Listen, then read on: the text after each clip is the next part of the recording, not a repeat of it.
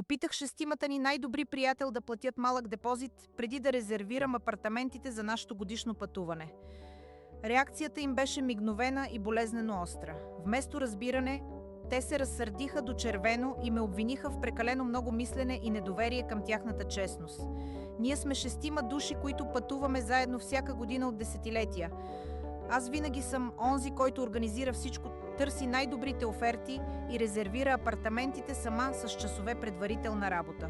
Миналата година всички обещаха да ми върнат парите по-късно, след като се върнем от ваканцията. Но само половината наистина го направиха, докато останалите просто изчезнаха и не платиха нищо.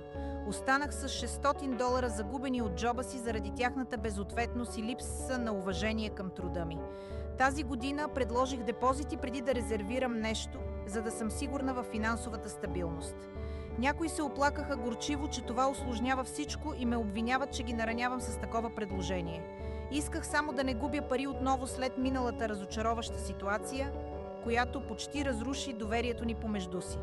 Сърцето ми тежеше от самото начало, когато видях как лицата им се изкривиха в гняв. Беше ли толкова трудно да разберат, че парите не растат на дърветата и аз също имам нужда от сигурност? Сега съм сама с въпроса дали правя нещо правилно или греша тежко като приятел. Смятате ли, че искането за депозит е прекалено много в нашите дни? Или аз създавам ненужен драматизъм сред близки приятели и разрушавам години на споделени спомени заради един финансов договор?